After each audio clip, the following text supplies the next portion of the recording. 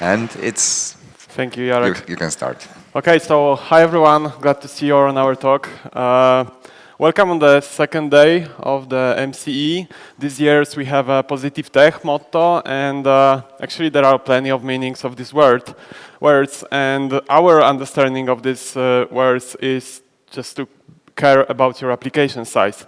From our point of view, it's something that it's the first experience your users have with your app. Just before they see the very first stunning screen, you probably don't want to ask them to download dozens of megabytes from the Google Play or iTunes or App Store, sorry. My name is Mateusz, and this is Jacek, as Jarek already introduced us, and we are here to share some thoughts around the topic with you. And we did our best to make this presentation as practical as it could only be. So we'll be talking about the real app, which you can actually download from the Google Play right now. And this is Eco, the official mobile banking and payment app for PKO Bank Polski. And along with our team, we've been working on it for more than 2 years right now. And we reached 1 million of active users quite recently, and 20% of those users are still using Android 4, whichever version of Android 4, so we have to support Min SDK at level 14. Our app is quite big. It consists of around 200 different unique screens, I mean activities, fragments, layouts, and around a year ago, we had a moment when our app just grew up to 62 megabytes, and that was the moment when we started internally. We started thinking what we are doing wrong with that, and maybe there are some things we could improve to slim it down. And so let's move back a year ago, and Jacek will analyze the current state. All right, so a year ago, we were here and 62 megabytes, so we had to do something about this. So first off, we decided to use the built-in Android Studio tool called the APK Analyzer, which is a great tool, and this is what we got. So we got 62 megabytes raw file size and 58 megabytes of download size. At first, we kind of didn't know what these sizes exactly mean and which one is more important.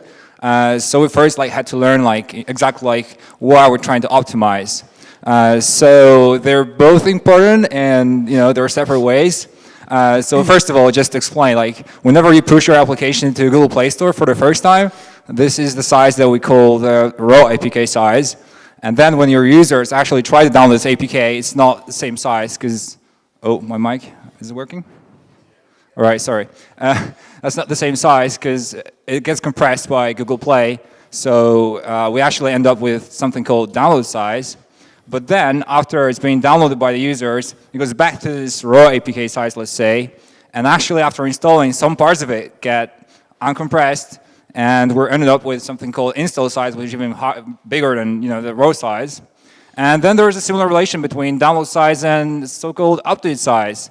So whenever you push your update to Google Play, it doesn't force your users to actually download the whole app again. It just makes them download a binary diff between two versions. So it's normally a lot smaller. So just whenever you go to for instance, the Google Play app on your phone, and you can see those screens. Whenever you try to download an app or update an app, you see these numbers in the same spot. So these are numbers that we're talking about here. It might be a good question for your own app, as a developer, how can you estimate these numbers?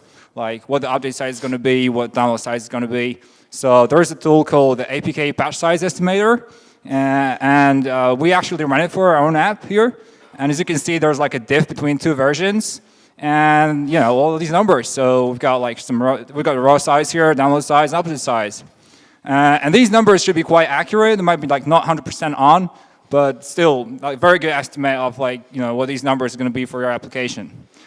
So now as we know what these numbers are and what should we be focusing on, we can go back to this screen. And as you can see, we're still at 62 megabytes here because we didn't do anything yet. And we have 50 megabytes of resources, which was, well, we kind of suspected at first that we probably have a lot of images, but it was surprising as well because, well, there is APT, right? And it has a built-in cruncher, so it should do something for, for us and just maybe optimize some of these images. So we kind of like knew that there probably would be some problems, but we didn't know why we still had like 50 megs and why APT didn't work that well for us. So actually we had to just go deeper and just try to understand how APT works and what it does to our images. So first off, what APT does when it scans through images, it's trying to figure out if you're using like only grayscale maybe or just all colors. And then it does the same for the alpha channel. So if your images have like some kind of transparency, it tries to detect it. So for instance, we have an example here. So this is like a standard image, let's say. We exported it from Photoshop.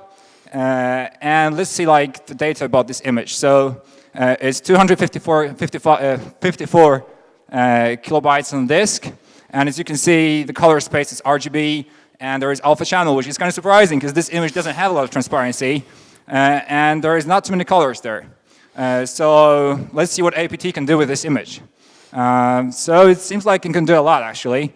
After processing through APT, we're getting 131 kilobytes, so it's a lot less. And there is no alpha channel, and there is only grayscale.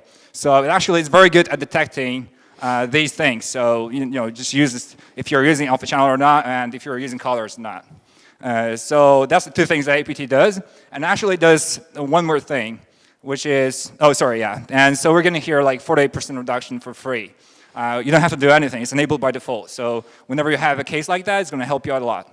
Now we have the third one, the third optimization. So it's actually the most advanced technique. So what APT is trying to do here is trying to detect if your image has 256 colors or less. So if it does, then it can actually transform it to a more efficient format for PNGs. And then it would decrease the size of the image like significantly. So we have another example here, and this is an actual image from our application. And as you can see, it has like over 2K colors here. So it's quite a lot. And let's see what APT would do to this image here. So yeah, the data for this image is like 123 kilobytes here, and RGB and alpha channel. As you can see, this image has transparency actually, so that probably couldn't be cut out by APT. And it has some colors as well, because these iris are blue. So yeah, let's run it through APT, through a cruncher. And now we're ended up with still 123 kilobytes on disk, and same color space, same alpha channel. So it seems like, well, the only thing that actually changed is these numbers, which is like some metadata, but it actually doesn't, it doesn't like change the actual size of this image. So actually in this case, APT didn't do anything for us, since this image had 2K colors. So in this particular case, we're getting 0% improvement by running APT on it. So just to sum up for like our application, we ran it like, let's say mid-2016. And at that point, we had 53 megabytes of resources in our Git repository. And after we ran it on this, we've got an APK, which we later on uncompressed to get these resources out.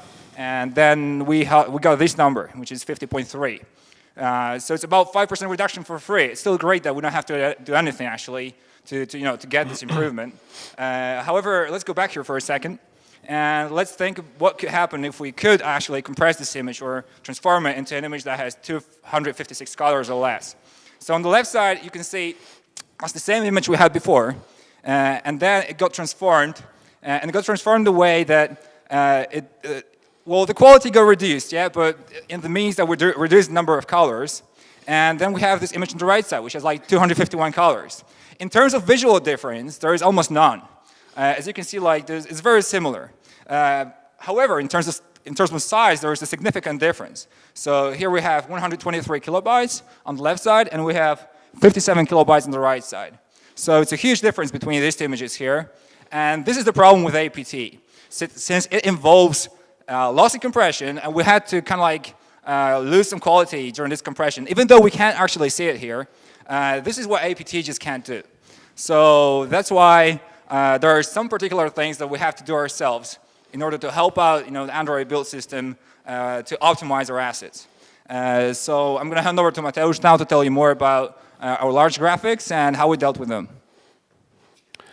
Oh, sorry. Okay, so since we know where we are, we can talk a little bit about graphics. And by graphics, I mean all the large images we probably all have in our apps. And basically, we have 5 different formats supported natively by Android platform. It's PNG, it's JPEG, it's WEBP, it's BMP, and GIF. And since we are focused on non-animated and efficient formats, let's take the first 3. So starting with PNG, PNG is a lossless compression algorithm, which is especially, as Jacek previously said, is especially efficient when we can encode the PNG in a so-called palette mode or indexed color mode. And this can be done only when your image has no more than 256 colors. For us, it usually means that we needed to reduce the quality of our images to transform them into the palette PNGs. And there are actually a lot of tools in the market which do that or add some other optimizations. We took one, it's the PNGQUANT. It's a lossy PNG compressor, which is actually a very efficient way of generating the palette. And we combine it with ZOPFLI, which is a lossless compression algorithm made by Google, and it's dedicated for PNGs and XZIP. And it actually improves PNGQUANT results a little bit, but unfortunately it's quite slow as well. But we took it. So let's take an example how this stuff works. So we have an image from our app. It has a alpha channel. It's more than half a meg, so it's quite a huge file. It has a lot of colors, nearly 65K of colors. And if we try to run ZOPFLI on it, you can't see any visual difference because, as I said, ZOPFLI is a lossless compression. And we can reduce the size of this image by nearly 20%. But when PNGQUANT comes into the game, it changes a lot because we can reduce the number of colors to 256 colors, and we can reduce the size of the image by almost 80%. When we combine together PNG and ZOPFLI, we end up with exactly 80% reduction. So our final image is only the 20% of the previous image, of the input image, without any visual difference. I hope on the screen you can't see any visual difference between them, but the difference in size is huge. So to see actually how these images are compressed and how PNG algorithm works here, we can turn them into the so-called thermal mode. It's the output of the PNG thermal program, which just shows you how well the PNG algorithm works here and how well the image is compressed itself. And on the left upper side, you can see the input image, which generally is quite okay. The blue areas means that image is well compressed, while on the opposite, the red areas, orange, yellow, means that it's not so good. And especially around those banknotes which are rolling out from the phone, it's not well compressed. On the opposite, we have ZOPFLI and PNGQUANT, which has a lot of much less red and orange colors, and that's the way it works. So what if our image actually will land into a component like this? We call it teaser, and it's just a dialog which just always have a white background, so maybe we can do some further optimization with the image, for instance, removing the alpha channel, because it always will be white. So the first thing was just to maybe convert it to the JPEG. And as you know, probably, JPEG is a lossy compression and lossy encoder, and there are a lot of tools which can do that. First, we pick up Convert, which is a part of the ImageMagick package. But we eventually end up with GetSli, which was introduced by Google, and they announced it around 2 months ago, their research blog. And it generally does the same for JPEG, what ZOPFLI does for PNGs. And we found out that it's around 20% better than Convert. So so we took that to convert our images to JPEGs. But always with JPEGs, there is always the same problem, like which compression level you want to choose and how much quality you can sacrifice to gain the benefit of size reduction of the file. So we took a Butter Ugly I'm sorry if I pronounce it not correctly. We had some conflict with Jacek around that, but maybe some of you know how to pronounce it. Before&after is it's a tool which is very simple from the user point of view, because you just have to pass 2 images, and it returns a score of psychovisual similarity between those 2 images. And that is a perfect way to find the appropriate compression level in terms of the quality and the size. So we just, so let's take our first PNG, more than half a meg, and do a binary search for the compression level on this JPEG with the before&after score at 2.0. We found that this value fits the best for us. Like, we can accept the visual difference when it's at this score, and we end up with a JPEG which has a little bit more than 100K, and the quality of the JPEG is at around 90. Yeah. Comparing it to our previous example, the optimized by PNG and ZOPFLI, we gain another benefit, but it's not so huge, but still we have. So you might take it into account. So that's not the end. We have a WEBP format. Some of you might be very surprised that we have such a format supported by Android. This format was introduced by Google in around 2010, I guess, and it was invented as a format of very efficient encoding images for web. It also has a for movies variant, and it's natively supported by Android, actually, but in 2 flavors. So the first flavor is available from Android 14 and above, and it's basically a lossy compression algorithm, and it doesn't support transparent images. And we found out that it's better than JPEG. How better, we will see in a sec. And there is a second flavor, which is available since API 18 and above. This is a lossless compression and supports transparency. And we did some internal checks here. It worked better than PNGs generally, but unfortunately, due to our mean SDK support, we didn't go that way. So we took the first flavor. So having our PNG more than half a meg and running a web lossy here, again, without any significant visual difference, of course, without the alpha channel, we end up with an image which has a quality at 80% and only 61K. So that's a huge difference, actually. And comparing it to our Gatsby, yeah, it's almost twice smaller. So having our app in mid-2016, APK size at around 62 megabytes, and applying all those tricks to our APK, we end up with a result of 31 megabytes. So it was a 50% reduction of the APK size. So quite an amazing result for that moment. And but that was not the end. The second thing we did was to look at the densities. So we all know that Android platform supports different screen densities, and we have dedicated folder for different graphics, for different densities, and we started with analyzing our user base, what their devices are, and we came to the conclusion that we can just, without any hesitation, just drop out MDPI, because nobody used that devices, and we end up with those four densities.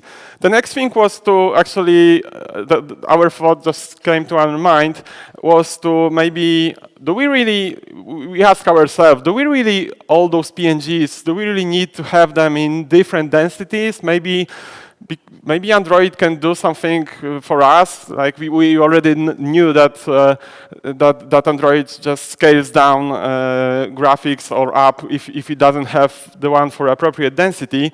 So maybe we can just leave only the highest one and let the Android do its job, and then reduce the APK size by this way. So here is an example of a screen from the app. This is, let's focus on this icon in the red square. This is the icon which is provided exactly for the HDPI density, and you can see that it renders quite correctly on such a low density, while on the other side we have a version from the XXX HDPI, and the Android platform just took it and downsized it for the HDPI density. And I hope you can see that there are some, oops, sorry. Problem. Okay, I hope you can see on the screen that there are some glitches here and there on this logo in this icon. And since this particular icon size isn't so huge, we didn't want to sacrifice the quality of this particular screen because it's actually quite popular in the app. So we just left this particular icon. We left for all densities. But on the other hand, there are some places in the app which are not so popular, like this one. This is the onboarding screen where usually user sees only once, and there is a screenshot of the app itself with some label under the screenshot. We have to provide, because our app is supports 2 different languages, we have to provide 2 different screenshots. So maybe we can do something with those graphics, which are way bigger actually than those previous icon. And again, on the left-hand side we have HDPI. On the right-hand side we have XXX HDPI. There are some glitches as well, especially at the top of this phone, but you know that we started thinking maybe there are some graphics which we are okay with removing them, and yeah, so we went that way, and having APK at 31 megabytes. And removing all MDPI graphics and leaving only the XXX version for some of them just took us to the result of 22 megs. And that was another 30% of reduction. And this was actually quite an engaging story, so we didn't end up with that. And now Jacek will tell you a little bit about what we did with icons. All right, so regarding icons, we first considered switching to vector drawables, which, well, natively is supported from API level 21 plus. So since we didn't have that, we couldn't use this support. But fortunately, there are other ways of supporting it. So first of all, there is this so-called Gradle way, which basically means that during compilation process, when you have your vector drawables stored as XMLs, you know, the Android build toolchain is actually generating PNGs for you. And it's putting it back to the APK. So of course, like there are some upsides of that. So first of all, you don't have to manage all these PNGs by yourself, so that's great. But since they're being put back into the APK, it doesn't really do too much for us in our case, since it doesn't reduce the size of the APK too much. So fortunately, there is another way as well. So this is the support way, which basically means that vectors just at some point became a part of a support library. So that was great, and we got this class, VECTORDRAWABLECOMPAT. So as a part of vector drawable support, whenever you just need to put this line to your build Gradle config file, and you're good to go, regardless of your API pretty much. So yeah, we did that, and then there was a problem. Okay, we have a bunch of PNG icons all over the place. We want to convert to vector drawables. So how do we do that? So yeah, that's our problem. On the left side, you can see that's one of our icons that we had, and it's a PNG file. On the right side, that's the Android vector drawable format. Well, unfortunately, there is no easy way to convert it directly from left to right, but there are some steps that you have to take in between, and so I'm going to tell you about them. So first of all, if your icon on the left side, if your image is stored as a Adobe Illustrator format or some other format that you can open in your graphics editor and export as SVG, that is great, and you're done with that part. Unfortunately, sometimes you're gonna have PNGs or JPEGs or other assets, and we're gonna show you a tool in a second that's gonna help you out with that situation. Then when we have our SVG, we have to still convert it to this Android vector drawable format. So there is a few ways of doing that. The first one is the built-in Android Studio tool, which is called the Android Studio Vector Drawable Import or something like that. So we use that for most of our graphics, and it worked pretty well. Sometimes we had some problems with some SVGs. So there is a second tool as well, which we tried out, and it helped us out in some of these situations. It's called InLoop SVG to Android. It's an online tool. So for your case, like, just try out both. I mean, this Android Studio import works fine in most of the cases, but if you have some trouble, then you can try out this one. Now going back to migrating from, this image, which is like PNG in this case, to SVG. So the tool that I want to introduce to you is called POTrace, and actually takes as an input a bitmap, which is like, if you have a PNG, you can easily convert it to a bitmap, so that's no problem. And then just run a simple command here, as you can see, and there is your output. So there is this SVG file on the right side. So now a quick comparison here. As you can see, it works pretty well. There are some stuff that you probably would have to fix yourself using like a graphics editor, but in most cases it worked fine for us. So even though we had to edit some stuff sometimes, but like in general it worked fine. So yeah, definitely try out POTrace if you have like a bunch of PNGs that you want to transfer into vector drawables.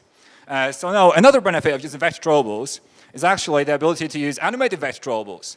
So on the right side you can see a screen, and this is a screen from our app, and this is a login screen where we have like this animation here. So normally, if you didn't have the support for animated vector drawables, you would normally store this animation, which has probably like around 30 frames, let's say, per second, as separate frames, as separate PNGs, and you have to pack it all up in your APK, and of course, like, it all takes space, right?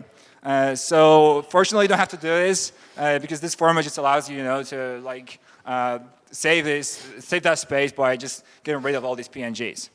So that's another benefit here.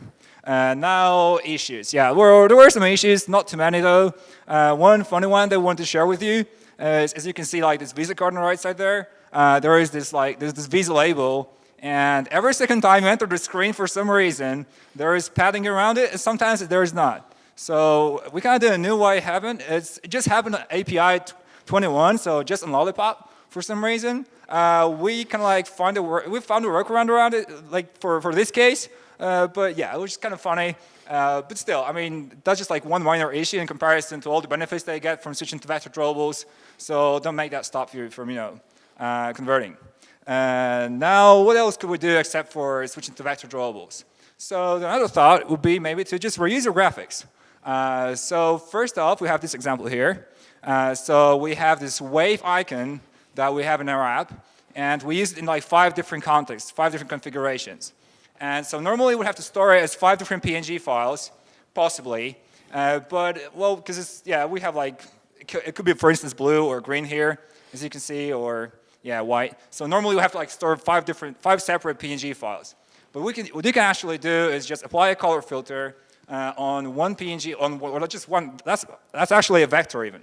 So yeah, just apply a color filter, it's like normally black, and then you get all these for free.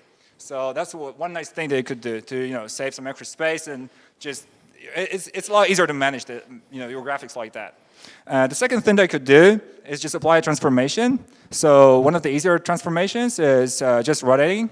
So for instance, you have this arrow here, and like for me, it's like an internal signal. Like whenever I see an arrow in my app, and I know I'm gonna like need to use this arrow in a different component somewhere else, like this one, I'm just thinking like, could I maybe wrap it with like rotate drawable? Maybe could it work? And in most cases, it actually might. So if you have one of these cases, just go ahead and save yourself like some more space in that way. So yeah, just applying all these transformations, switching to vector drawables. We got from 22 megabytes, which we had after applying all these large assets optimizations, and we ended up with 20 megabytes. So it's about 9% reduction here. And it might seem like it's not a lot in comparison to all these 30 megabytes gains that we got from all these large assets. But the hidden benefit here is that we started with this thing, which is about 900 PNG icons, and as you can see, like that's one folder. That's just XXX HDPI. And as you probably know, like you're gonna have it's gonna be multiplied by 5. It's not 900 for all, but you can see like what's the state of that here. So we got from there to this one, which is about 310 PNG icons, so a lot less. And we have vector drawables. So you might still can wonder like why we still have some icons there. Well, there are some limitations of the Android vector drawable format. So for instance, if you have icons that have gradients, then you can't just convert them easily to this Android vector drawable format yet. But for other icons, you can. So yeah, that's what we kind of did. And a nice thing here is that these vector drawables on the right side, as you can see, they are just in one folder. They're density independent. So it's a lot easier to manage your icons like this. And of course, except for we're still saving space. So we're just achieving two things at the same time. And so that's what we did to our icons. And before that, we did large graphics. And I'm going to let Mateusz tell you something more that we did in our app. Of course. Okay, so the next part in reducing APK size might seem quite obvious. Is just to answer the question, what is actually unused in our APK? And we are thinking about unused things. You might probably, the first thought you might have is just to run PROGART and we are done, right? And that's a absolutely valid thought, but unfortunately, what valid cares about is only your code. Like what it does, it just do some tree shaking and looks which code paths are unreachable, and can just remove this code from your APK, from your final APK. And it's usually very efficient in it, but unfortunately, it doesn't care about your resources at all. So we have a lint check, of course, which has a built-in unused resources checker, which is by default enabled on a warn level. You can increase this level to just failure build if someone puts anything in your repo which is unused in the APK. But what if you ignore that report, or what if you depend on some third-party library which provides their own assets? And maybe we could do some more thing here and shrink our resources, right? And thankfully, there is such a tool. It's been in a Gradle toolchain. It's been into the Gradle toolchain for a while now, and all you have to do is to just turn this shrink resources flag to true. The important thing is that you have to combine this flag with the minify enabled true, which just enables the code shrinking as well by PROGART or by the built-in shrinker. And it has to work that way, one after another, because there might be some code which uses resources, but the code itself is not used, so it has to be removed first, and then those resources can be removed easily as well. So enabling this flag and going back to our report, we have our bleak icon, which seems to be unused. So we are expecting that it will be just removed, and surprisingly, it's not removed. I've heard that it's because of some backward compatibility issues on some devices, but drawables which are not used are by default transformed by the shrinker to a 1:1 pixel image, which is a black pixel and takes only 70 bytes, but it's still there actually. There were some problems with APKs which have IDs for drawables generated in the R file, but the drawables weren't actually in the APK. So that's because the shrinker works that way. The second thing about the resource shrinking is, what if you actually doing some runtime lookup in the resources, like we do here. We have an exchange rates. You can see those flags of different countries, and those flags are just loaded in a way like we have a string, and the string is concatenated with some value taken from the server side, and then we are looking up our resources to just find out the name of the flag and load it. And what if we do that way, right? And it seems like Shrinker is quite clever about that.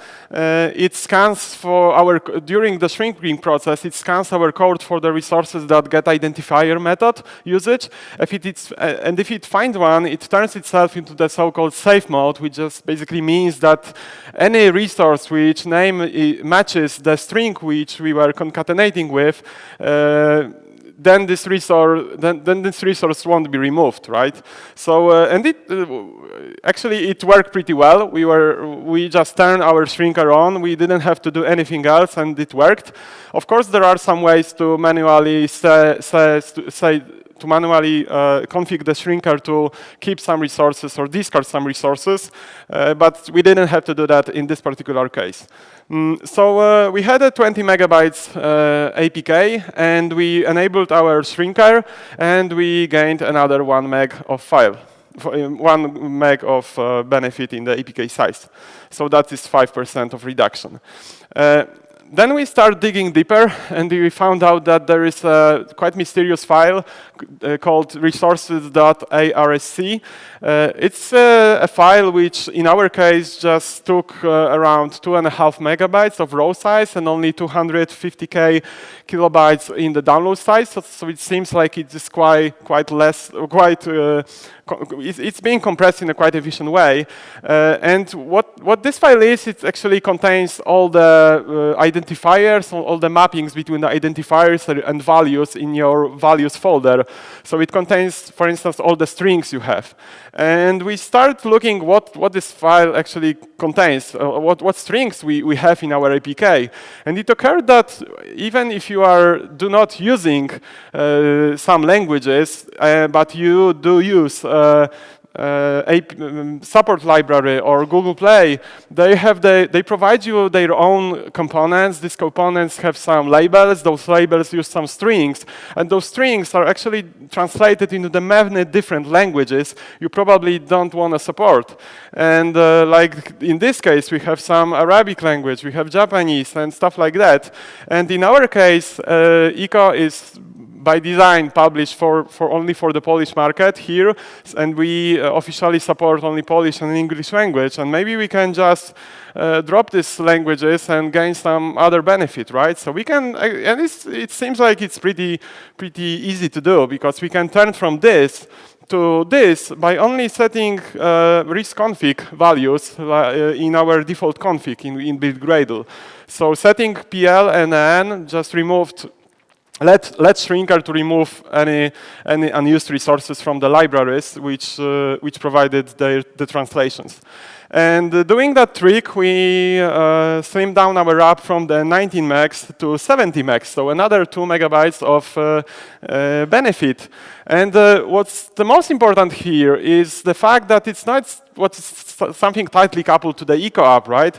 It's something what you can gain if your app is not published to the whole market all over the world, right? You can just specify your REST configs, and all the different configurations will be just removed, right? Okay, so that was another 10% of reduction. And that led us to today. So let Jacek talk a little bit where we are today and what are our future plans.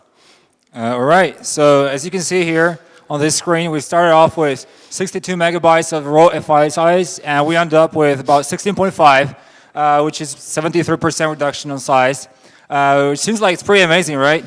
Like in comparison, like we really didn't lose too much quality on these images, but for users, it's quite amazing.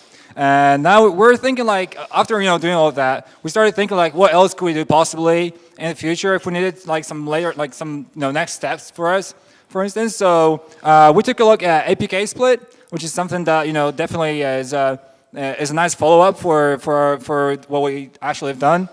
So as you may know, like normally whenever you build an APK, you end up with like a single APK file, which consists of like different folders for different densities. Or like whenever, for instance, you target different architectures and you have some native code inside your APK, there's going to be like two SO files inside. So the idea here is quite simple. You just move from one single APK file into multiple APK files, and you just target things just like a single configuration. So like certainly it's a lot smaller here, and you can gain a lot of space and like save users a lot of download megabytes for the users if you do it that way. However, in our case, it wasn't like a quick switch to this stuff because it introduces some overhead, and this overhead is mainly is about having to deal with multiple APKs as artifacts, and then like whenever you want to test something, you have you have 5-6 different APKs. You just have to know like what you tested is actually what you test actually is going to end up like on your user's device. It's just like storing this there is some overhead, but still, I mean, it's a pretty good technique, and definitely take a look at that. If it can probably help you out a lot in your case, maybe. So yeah, now going to our pro tips. The first and most important one is just optimize your graphics. It might seem like a lot of effort at the beginning, since we had to go through like a lot of steps. But I'm gonna make just your user is gonna definitely help. Thank you for that, for not having to download 100 megabytes of app. So yeah, just definitely do this. While doing that, you can pick up any tool you like. There is a lot of tools on the market. We chose PNGQUANT, but there is PNG Crusher. There are some other tools. So just choose whichever works for you. The same goes for the different formats. So as we told you about like earlier, there is a WEBP format, which is very efficient. If you're targeting APIs like 18 or higher, then definitely try it out first, because from our we kind of tested it and internally, and it seems like it's a lot more efficient than PNG and JPEG. If you can't do it, then stick to and you have to stick to PNG and JPEG. Just try to pick like the format that works best for like for your particular image. So like some images is going to be PNG, some images is going to be JPEGs. So just try it out.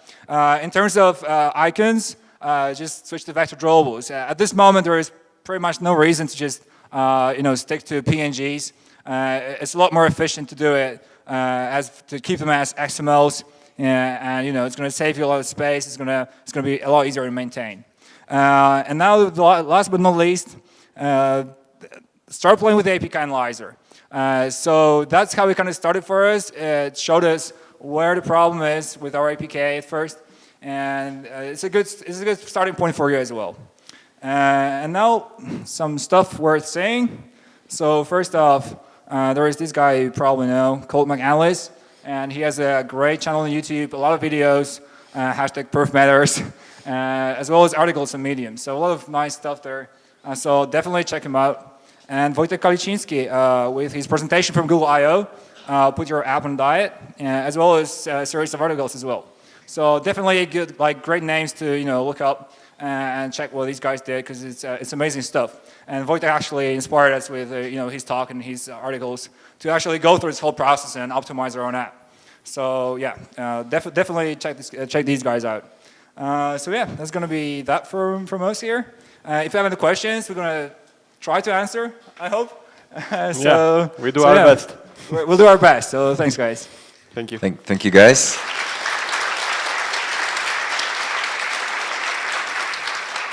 We have time for maybe 1 or 2 questions, so if anyone has a question here. Mike?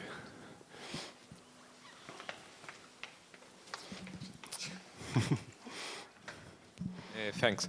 So one question regarding the resources which are actually embedded in the Android on the phone itself. So I was wondering if you have considered reusing the resources which are actually already on the Android, or they don't really scale for you, because we actually do that, because for instance, like for checkboxes or radio buttons, the action bar support library just provides you some images which works very well. They are even animated, like Jacek showed us. So yeah, we do that. We just set a proper theme, and we're fine with that, as long as our client does, right? Sometimes there are components which just they have their CI, they need this particular plus or icon or arrow or something to look exactly like on the web, and then we cannot use that. But for the checkboxes, for the radio buttons, we use the native version of